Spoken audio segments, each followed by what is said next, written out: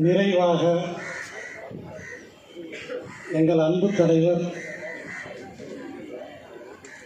நீங்கள் கோபித்துக் கொண்டாலும் பரவாயில்லை, எங்களின் நிரந்தர முதல்வர் விடுதலை சிறுத்தைகள் கட்சியினுடைய தலைவர் அண்ணன் தொல் திருமாவளவன் அவர்கள் உரையாற்றியதற்கு பின்னாலே அவரே முதல் கையெழுத்தை இங்கே இடுவார். யாரும் கலைந்து செல்லாமல் தொடர்ச்சியாக அவருக்கு பின்னால் கையெழுத்துக்களை இடுமாறு அன்போடு வேண்டுகிறேன். குறிப்பாக எங்கள் தலைவர் வேல்முருகன் கொஞ்சம் காத்திருக்கிறாங்க, அவர் விடக்கூடாது, அவரும் கையெழுத்து போட வேண்டும். என்றால் உங்களின் ஒற்றை கையெழுத்து எங்களின் தேசத்தில் ஒரு மிகப்பெரிய மாற்றத்தை ஏற்படுத்தும் என்கிற நம்பிக்கையோடு தலைவர் அவர்களை அழைக்கிறோம்.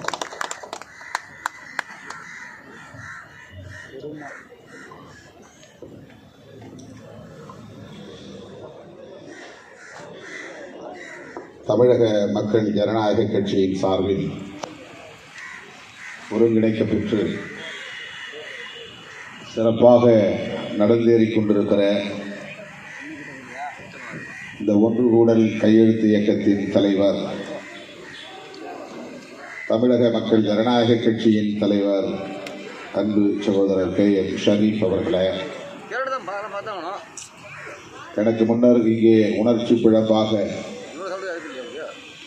உரையாற்றி அமர்ந்திருக்கிற தமிழக வாழ்வுரிமை கட்சியின் தலைவர் சட்டமன்ற உறுப்பினர் அன்பு இளவல் வேல்முருகன் அவர்களே, அண்ணன் கோவை ராமகிருஷ்ணன் அவர்களே, தோழர் திருமுருகன் காந்தி அவர்களே, புதுமடல் ஹலீம் அவர்களே, அண்ணன் தனியரசு அவர்களே, தம்பி குடந்தை அரசன் அவர்களே, SR பாண்டியன் அவர்களே, 1985 இந்திய எதிர்ப்பு போராட்ட களத்தில் இந்தியை எதிர்த்த போராளிகளாக இங்கே வருகை தந்திருக்கிற தோழர்கள் விடுதலை குமரன், மீதா பாண்டியன், சோமா செந்தமிழ்ச்செல்வன், பேராசிரியர் கிருஷ்ணமூர்த்தி, திருநாவுக்கரசு, வி சௌந்தரராஜன் ஆகிய தோழர்களே, இந்த போராளிகளை வாழ்த்தி உரையாற்றி அமர்ந்திருக்கிற தோழர் ஓவியா அவர்களே, பேராசிரியர் சுந்தரவல்லி அவர்களே, நன்றி உரை ஆற்றவிருக்கிற ஜன்னத் உமர் அலி அவர்களே,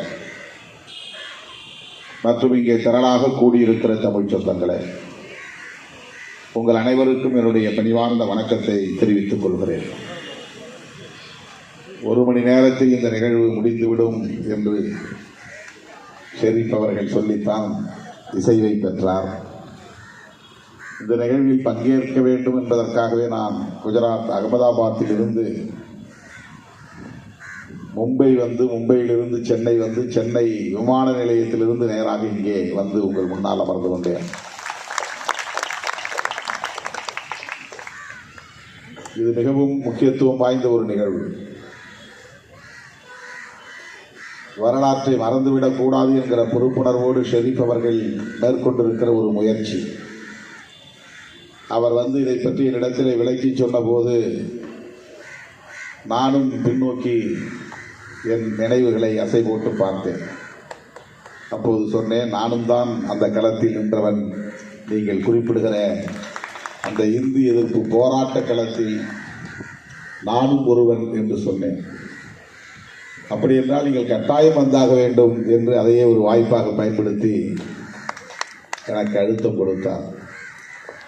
1983 1988 வரையில் தமிழக களம் என்பது ஈழத்தமிழர்களுக்கான போராட்ட களமாகவும் இந்தியை எதிர்க்கும் மொழி போராட்ட களமாகவும் இருந்தது என்பதை வரலாறு அறியும். அந்த காலகட்டத்தில் தான் மாணவனாக இருந்த நான் ஆங்காங்கே நடைபெறுகிற போராட்ட களங்களில் வலிந்து சென்று பங்கேற்றிருக்கிறேன்.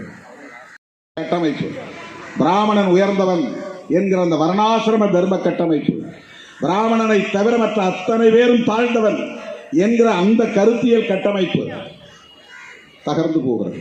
எதனால்? அரசமைப்பு சட்டத்தால். இந்த சோசியல் ஆர்டர் என்பது டிஸார்டராக மாறுகிறது. அதை தடுக்க வேண்டும், அதுதான் அவனுடைய நோக்கம். அதற்கு மதத்தின் பெயரால் இங்கே பெரும்பான்மை சமூகத்தை அணிதிரட்ட வேண்டும். இந்துக்களை சாதியை சொல்லி அணிதிரட்ட முடியாது, மதத்தை சொல்லித்தான் அணிதிரட்ட முடியும். சாதியை சொல்லி மத உணர்வை ஊட்ட முடியும். நீ இந்த சாதி தான், அதை பெருமையா பேசு என்று சொன்னால் வேறு வழி இல்லாமல் நீ உன்னை அறியாமலேயே இந்து என்று ஒத்துக்கொள்கிறாய். இதைத்தான் பெரியார் சொன்னார். சாதி வேண்டாம், சாதியை ஒத்துக்கிட்டேன்னா நீ இந்துன்னு ஒத்துக்கிறதுன்னு அர்த்தம். நீ இந்து என்று ஒத்துக்கொண்டால் நீ பிராமணனை உயர்ந்தவர் என்று ஏற்றுக்கொள்வதாக பொருள். அது மட்டுமல்ல, பிராமணனுக்கு கீழானவன் என்பதை ஏற்றுக்கொள்வதாக பொருள். எனவே சாதி வேண்டாம், சாதி பெருமிதம் வேண்டாம் என்று சொன்னவர் தந்தை பெரியார். இந்த அடிப்படையை புரிந்து கொள்ளாதவன் சாதி பெருமிதம் பேசுகிறான். சாதி பெருமிதம் பேசுகிறவன் தன்னை அறியாமலேயே அவன் இந்து என்று ஒத்துக்கொண்டு பிராமணனுக்கு அடிமை என்று எழுதி கொடுக்கிறான். இந்த வர்ணாசிரம தர்மத்திற்கு அடிமை என்பதை ஏற்றுக்கொள்கிறான். இதுதான் அவனுக்கு சாதகம். இதை வைத்துத்தான் சாதி பெருமை பேசக்கூடிய அத்தனை பேரையும் அவன் போய் பார்த்து காலில் தண்ணீர் ஊற்றி கழுவி அவர்களுக்கு சேவை செய்கிறான். இதெல்லாம் எதற்காக செய்கிறான்? இந்தியாவுடைய உள்துறை அமைச்சராக 10 ஆண்டு காலத்திற்கு மேலாக இருக்கக்கூடிய மிக உயர்ந்த பொறுப்பிலே அதிகாரம் வகிக்கக்கூடிய கோலோச்சக்கூடிய அமித்ஷா சாதாரணமான ஒரு சிறிய சமூகத்தின் இல்லத்திற்குள்ளே நுழைந்து அந்த வீட்டு பிள்ளை காலடியை தொட்டு அவன் தண்ணீர் விட்டு கழுவி சுத்தம் செய்கிறான், சேவை செய்கிறான் என்று சொன்னால் அதனுடைய நோக்கம் என்ன? அதெல்லாம் மக்கள் சேவை என்று பொருளா? சமத்துவம் என்று பொருளா? அதை செய்யக்கூடியவர்கள் சமத்துவமே எங்கள் கோட்பாடு என்று சொல்லட்டுமே, சகோதரத்துவமே எங்கள் கோட்பாடு என்று சொல்லட்டுமே, சாதியை ஒழிப்போம் என்று சொல்லட்டுமே. சொல்ல முடியாது. அதுவெல்லாம் அவர்கள் ஒவ்வொரு சாதியையும் அங்கீகரித்து மைக்ரோஸ்கோபிக் மைனாரிட்டி, அவன் தனித்தனியா 4 பேரா இருந்தாலும் உன் சாதி பெருமையை நீ பேசு, 40 பேரா இருந்தாலும் உன் சாதி அடையாளத்தை இழந்து விடாதே. இந்த சாதி உணர்வை தினந்தோறும் ஊட்டிக்கொண்டே இருந்தால் மத உணர்வு உருவாகும். கிறிஸ்தவனுக்கு பைபிளை சொன்னால் மத உணர்வு வந்துவிடும், முஸ்லீமுக்கு குரானை சொன்னால் மத உணர்வு வந்துவிடும். ஆனால் இந்துக்கு அப்படி எந்த ஒரு பொது வேதமும் இல்லை, சொல்ல முடியாது. பொது அடையாளம் இல்லை, பொது தலைவர் இல்லை, பொதுவான ஒரு வரலாறு இல்லை. ஆகவே ஒவ்வொரு சாதியையும் தனித்தனியே ஊக்கப்படுத்தினால் இந்து என்கிற உணர்வு மேலோங்கும். இந்து பெரும்பான்மை வாதம் இங்கே நிலை பெற்றுவிடும். இந்து பெரும்பான்மை வாதம் நிலை பெற்றுவிட்டால் அவனே தொடர்ந்து ஆட்சியில் இருப்பான். அவனுடைய ஆட்சியை தொடர்ந்து தக்க வைத்துக் கொள்ள முடியும் என்கிற நிலை வந்தால் அவனுடைய அல்டிமேட் எய்ம் இந்து ராஷ்டிரா என்கிற அந்த இறுதி இலக்கை அறிவிப்பான். இந்த நேஷன் பில்டிங்ல உங்களுக்கு மொழி உணர்வு கூடாது, அதுதான் அவனுடைய நோக்கம். ஆனால் கொஞ்ச காலம் உன்னை விட்டு பிரிப்பான். நீ தமிழனா தமிழ் என்று சொல்லிக்கொள்ளு. உன் மொழி பெருமையா? உன் மொழி பெருமை நானும் பேசுகிறேன். கனியன் பூங்குன்றன் சொன்னதை யாதும் ஊரே யாவரும் கேள்வி நான் சொல்லுகிறேன். திருவள்ளுவருக்கு விழாவா கொண்டாடுகிறேன். சிலையை திறக்க வேண்டுமா திறக்கிறேன், மாலை போட வேண்டுமா போடுகிறேன். உன் உணர்வை நான் மதிக்கிறேன். எதற்காக என்றால் அது ஒரு டெம்பரரி அட்ஜஸ்ட்மெண்ட், ஒரு இடைக்கால ஏற்பாடு. உன் உணர்வை நான் மதிக்கிறேன் என்பதன் மூலம் உன்னை உள்வாங்கிக் கொண்டு பிறகு பிராந்திய உணர்வுகளை அழிப்பதுதான் நேஷன் பில்டிங் என்பதிலே அந்த செயல் திட்டத்திலே முக்கியமான ஒன்று. மொழிவழி உணர்வை வளர்த்தால் மொழிவழி தேசிய உணர்வு வளரும். மொழிவழி தேசிய உணர்வு வளர்ந்தால் அவன் விரும்புகிற ஒருங்கிணைந்த இந்தியாவை கட்டமைக்க முடியாது. ஏன் இந்தியை திணிக்கிறான்? ஒரே மொழி இந்தியா முழுவதும் மக்கள் பேச வேண்டும். காலப்போக்கிலே தமிழை மறக்க வேண்டும். இப்போது மற என்று சொன்னால் மறக்க மாட்டான். இப்போது இந்தியை மட்டுமே படி என்று கட்டாயப்படுத்தினால் பிரச்சனை வரும். ஆகவே நீ ஓ மொழியையும் படிச்சுக்கோ, இந்தியையும் படிச்சுக்கோ. ஏன் இது தொடர்ந்து நடக்கிறது? காங்கிரஸ் ஆட்சி காலத்திலும் இது நடந்தது. நேஷன் பில்டிங், தேசத்தை கட்டுகிறான். ஒரே மொழி, ஒரே கலாச்சாரம். அப்போதான் தமிழ்நாடுங்கிற தனிநாடு உணர்வு இருக்காது. பஞ்சாப் காலிஸ்தான் என்று பேச மாட்டான். வட இந்திய மாநிலங்கள், வடகிழக்கு இந்திய மாநிலங்கள் நாங்கள் தனி இனம் என்று சொல்ல மாட்டான்.